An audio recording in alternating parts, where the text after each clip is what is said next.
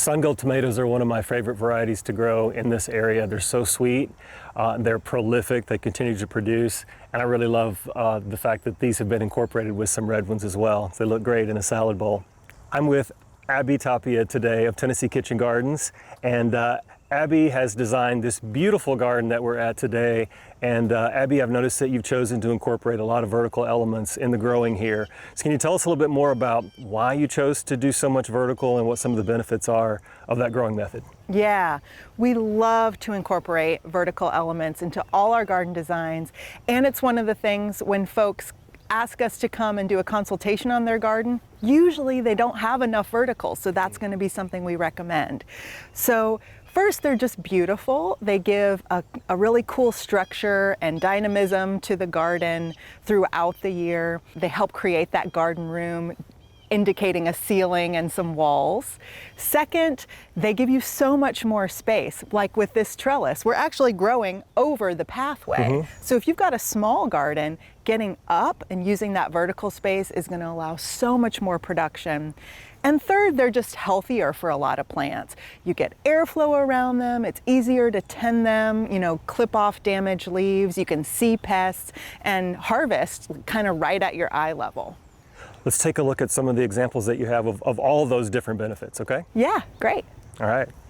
Abby, you talked about the aesthetics of vertical growing, and I think this is a great example of that, of where you've taken something like a cucumber and put that on this beautiful metal piece. Tell us more about why you chose to do that. Yeah, these obelisks, I think, are what a tomato cage wishes it was. Yes. They're, really nice, sturdy, black. They've got a really cool design to them.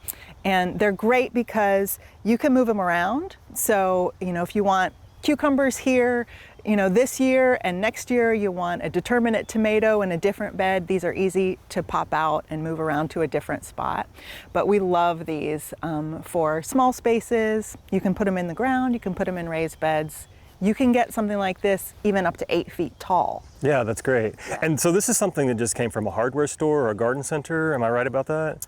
Yeah, so we do buy these wholesale, Okay. but something similar you can find, online somewhere, yeah. Okay, and how do you ensure that this stays anchored in the ground? So if this gets full of fruit and it's at the end of the season, it's really kind of top heavy, how do you make sure that it doesn't blow over? Yeah, so this is actually in the ground, probably be about a foot, Okay. sunk down in there.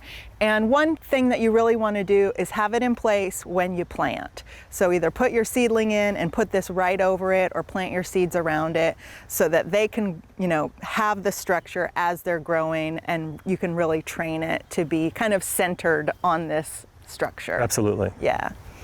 All right, so we've looked at temporary structures that you can easily move around and interchange throughout the season. This doesn't look temporary to me. This looks very intentional and permanent. Tell us more about what you're growing here and how to incorporate something like this in a garden. Yeah, so these are blackberries, and they're going to be here for a decade at least, probably, and they get really big, so we want to support them. And we've just got some simple cedar posts with wires running horizontally between them, and then when we can weave the canes through or tie them up if we need to. So these are really great for plants that you want to stay somewhere for a really long time.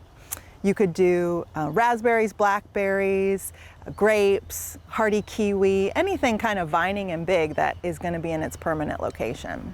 So this is beautiful, and by the way, I love the way you've got sweet potatoes growing on it. This is beautiful, but I've got to spend some money. This is just not, in my shed in the backyard.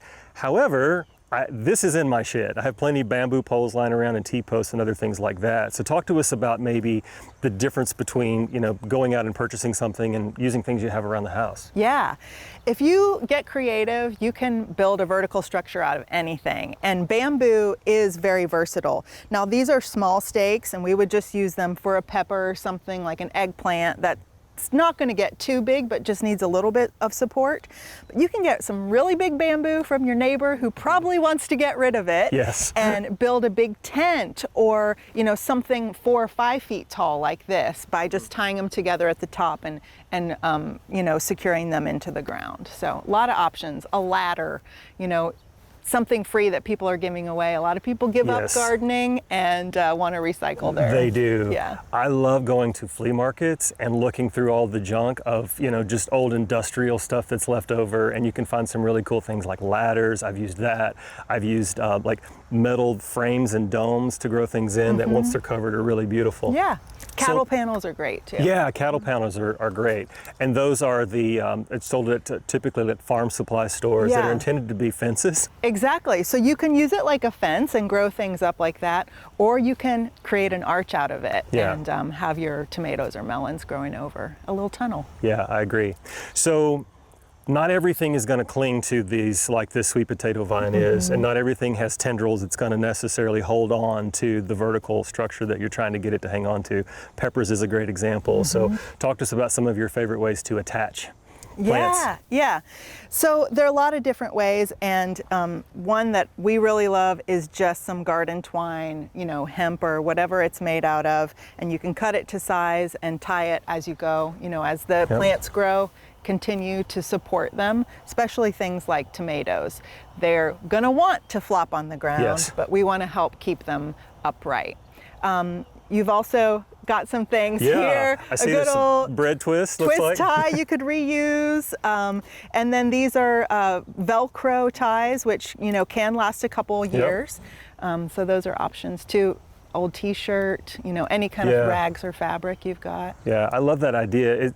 And for my garden, I find that is the least amount of plastic I can use, the better. So I love the idea of taking an old t-shirt and just ripping it and making, just little strips out of it and using that to tie. Yeah. So if it ends up in the soil, it's going to decompose if it's cotton. Yeah, cool. Great. When I was growing up in my family's garden, we would grow melons, watermelons, cantaloupes, those kind of things. They would get lost inevitably and we wouldn't find them. There's no way you would lose this melon in this garden. Tell us more about the benefits of being able to access the stuff. Yeah, it's great to get your melons up for that very reason. It's so easy to see when you've got something ready to harvest. I can tell there's a little one right here I'm going to keep my eye on. Now you do probably want to have a smaller variety because the weight can get really big or heavy on a vertical trellis, but you can support those with a little net. It's also just so much easier to see, oh, I've got a few leaves that need to be trimmed here, and I'm not bending over, like hurting my back trying to, navigate a big field of melons on the ground. I'm just, comfortably standing here working on it. Yeah, so and if you get disease or you get pests, it's so easy to identify those there. Absolutely. Yeah, I totally agree. I really like that. Another option, I guess, would be to, even if you have a traditional vining variety, if it's not a compact, you could just trim the fruits, trim the vines, and just try to keep it to the form that you want it to grow on. Yeah, a lot of options. Yeah, let's take a look at some other things. Cool. So this particular arbor, you have tomatoes growing on it, and tomatoes would do great on this for a good portion of the growing season, right? But there's that period before in the spring and that period in the after that. Do you just not have anything growing on this, or are you using this all season long? Well, this particular trellis we do use for 3 seasons. Now, it looks great even with nothing on it, but here we're going to start out in spring with our sugar snap peas, and those will be planted in March and grow for a couple months. They'll be up to here, and right when they're hitting their prime, it's time to plant the tomatoes. No problem. We just nestle them right in next to the roots of the sugar snap peas. By the end of May, the peas are done and the tomatoes are rooted in and ready to take over the trellis. Now here at the end of summer, we've got our tomatoes pruned up, removing all these lower leaves. So there's plenty of space for us to plant peas down here at the base again for fall. Yeah, and I think that's a great point, that you have properly trimmed all of that foliage up as the fruit has grown up the vine, and those peas can just grow right on top of this. You can have, I guess theoretically, you could have fruits from both on this at the exact same time. Yeah, it might happen. Yeah, I love that. So I assume there's a little bit of benefit from the shade that this produces as well. So it's late summer and it's starting to get a little cooler right now, but it's still we're got some hot days ahead of us. Sugar snap peas do not like heat. Yeah. So is this casting enough shade to help those continue to grow even in the summer? It definitely does help. Yeah, we've got the canopy of leaves above, so at least the morning sun, it's not really getting full sun until half the day's over. So on this side, we're getting the benefit of the shade for those peas. Yeah, I think those are some really great techniques and tips that we can all take back, no matter what type of garden that we're growing in, right? So this is applicable, these are beautiful raised beds, by the way, but this is applicable not only to high raised beds, low raised beds, but any of this would work in any type of garden, right? Yeah, absolutely. You can put this exact structure in the ground and have a lot of success. And it's just gonna, feel good. You're gonna, again, create that sense of height, which if you're growing right into the ground, it can be kind of like, heavy to feel like you're being pulled down to work. When you've got things growing up, it just kind of, helps you kind of walk in upright and feel like, oh yeah, I'm in a room, I've got work to do above and below me. Yeah, it does feel like that we're in some type of room, like we're in a structure. It feels good, just like you said. Yeah. Now this is definitely an example of a permanent structure, isn't it? Yes. Yeah. Beautiful pergola for dining and lounging in the garden. Yeah, it absolutely is. And I see that instead of planting wisteria or some type of vine we might think about, you're using it for food production. Tell us what you've got growing here. Yeah, so this is a hardy kiwi. It's going to be a vining plant and produce really yummy fruit. But again, yeah, we just use the pergola that's here. That's part of the lounge dining area of the garden. And we will be training it, with some string till it gets, fully incorporated. But ultimately, this will reach the top and provide a bit of shade for this area too. Yeah, I think a lot of times when we think about putting something on a structure like this, we are looking at something that's just flowering and ornamental, and that's great. But if your goal is really food production, in addition to kiwi, can you think of some other types of fruits or plants, vegetable plants that we might grow on a structure like this? Yeah, maybe passion flower vine if you're brave enough. It does spread pretty easily. I haven't done grapes, but that might be an option. Be really fun to come harvest them from underneath. Yeah. Specifically, I've done muscadines. Oh, cool. Yeah, it's really cool because muscadines because they grow individually, they're kind of hard to pick, but you can just reach up and pull them off and eat them. Yeah, that's great. Would you consider growing tomatoes or melons on a structure like this? Yeah, I would. Why not? I would too. Yeah, Try it. I would too. You might want to, have some guide wires. Again, you're going to be really, there's no way they're going to reach around a big post like this. So you're going to have to be training them, tying them up. But yeah, why not? So if I don't have a pergola in my backyard, what are some of the other structures that you can think of? Because I know you're creative. Well, I grow loofah on my chain link fence. There you go. It works really well.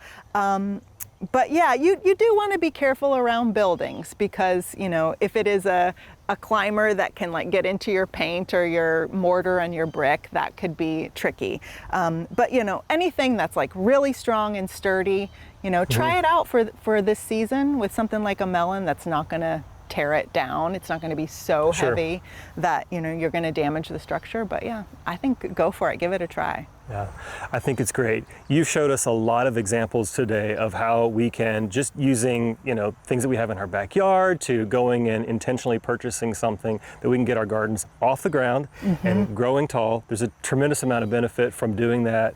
And I'm looking forward to going back and trying some of these in my garden. Abby, it's been a delight. Thank you for showing us around today. I really appreciate it. This has been awesome. I really hope we inspired people to grow up today. I know you did. Yeah.